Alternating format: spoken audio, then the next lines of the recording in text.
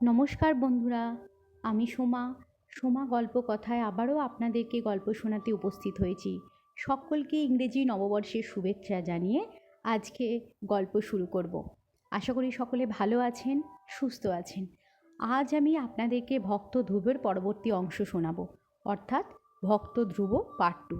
শ্রোতা বন্ধুদের উদ্দেশ্যে আমার একটু বলার আছে। আপনারা যে কোনো গল্পের পার্ট 1 যদি না শোনেন তাহলে পার্ট 2টা একটু বুঝতে অসুবিধে হতে পারে। সুতরাং আপনাদের কাছে আমার একান্ত অনুরোধ, অবশ্যই নিজেদের বোঝার সুবিধার্থে পার্ট 1 শুনবেন। যাই হোক, কথা না বাড়িয়ে এবার গল্পে আসি। ধ্রুব সপ্তর্ষির কাছ থেকে এই উপদেশ বাণী নিয়ে তাদের সকলকে প্রণাম জানিয়ে উপবন থেকে বেরিয়ে মহাপূর্ণ যমুনা তটে এসে পৌঁছালেন। সেই স্থান মধু নামক দৈত্যের অধীনে ছিল বলে তার নাম মধুবন। এই সর্বপাপ হর তীর্থেই ধ্রুব ঋষিদের উপদেশ মতো দেবতাদের অধীশ্বর বিষ্ণু তার নিজের মধ্যেই অবস্থান করছেন, এইরূপ জ্ঞানে কঠোর তপস্যা করলেন। ধ্রুবর তপস্যায় তুষ্ট হয়ে শ্রীহরি তার হৃদয়ে এসে অধিষ্ঠান করলেন, আর তার ফলে সমগ্র মেদিনী চঞ্চল হয়ে উঠল। তিনি যদি বাম পদে ভর দিয়ে দাঁড়ান তাহলে মেদিনী বাম দিকে, এবং দক্ষিণ পদে ভর দিয়ে দাঁড়ালে মেদিনী দক্ষিণ দিকে অবনত হয়ে পড়ল।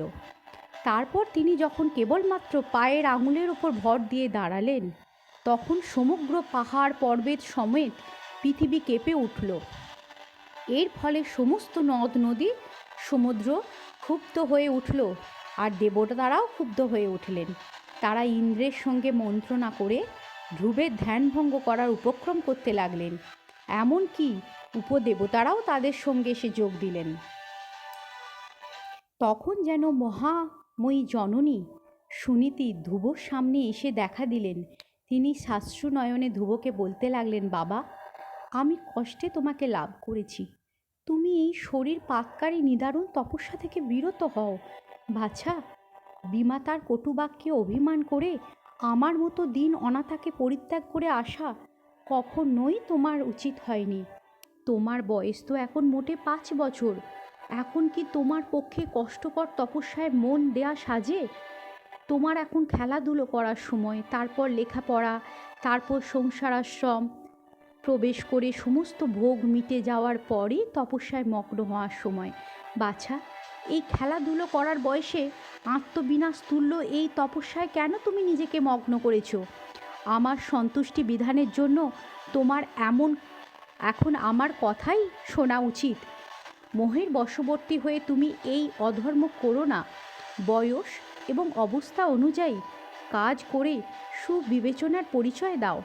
আর এত কথার পরও যদি তুমি তপস্যা থেকে বিরত না হও, তবে আমি তোমার সামনেই প্রাণঘাতিনী হব। ভগবান বিষ্ণুতে সমাহিত ধ্রুব মাকে যেন দেখতে পেলেন না। মায়ের এই কাতরোক্তিতে তার ধ্যানভঙ্গ হলো না। বাছা, বাছা, ওই দেখো, ওই ভীষণ বনে রাক্ষসেরা অস্ত্রশস্ত্র নিয়ে তেড়ে আসছে, শীঘ্র পালাও। এই বলতে বলতে সুনীতি দ্রুত সেই স্থান ত্যাগ করলেন। তখন সেই রাক্ষসেরা ভীষণ মারাত্মক সব অস্ত্রশস্ত্র তেড়ে এলো নিয়ে।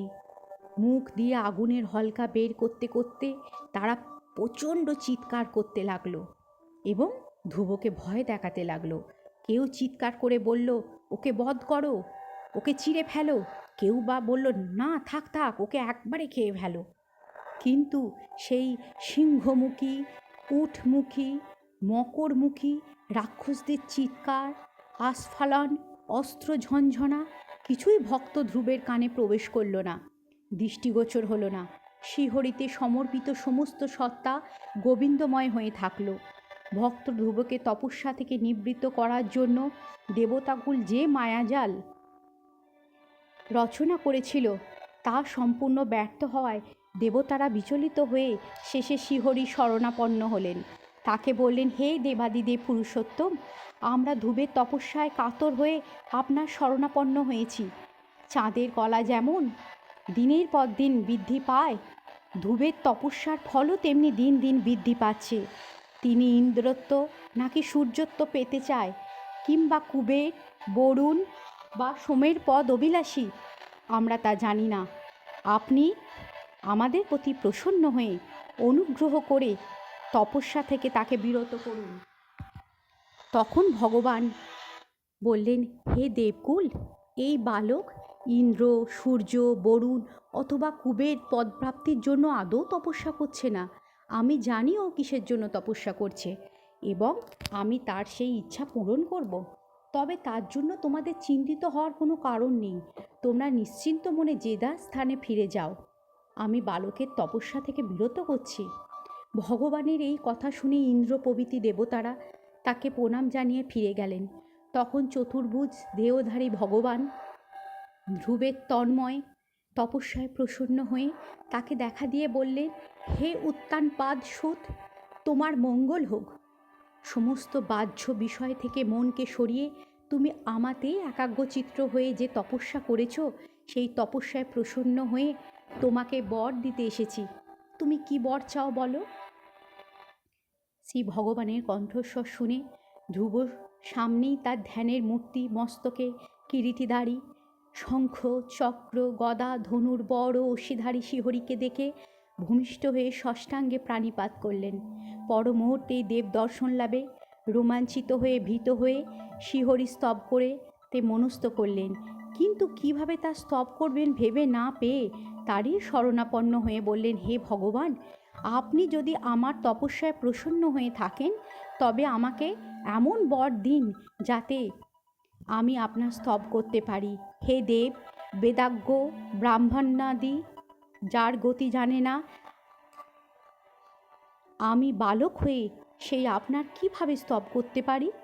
হে পরমেশ্বর, আমি আপনার পদযুগে স্তব করতে চাই। আমাকে সেই বিষয়ে জ্ঞান দান করুন। আজকের গল্প এখান পর্যন্তই। আমার গল্প যদি আপনাদের ভালো লাগে অবশ্যই লাইক করবেন, শেয়ার করবেন এবং সাবস্ক্রাইব করবেন। পরবর্তী অংশ পরবর্তী গল্পে। নমস্কার।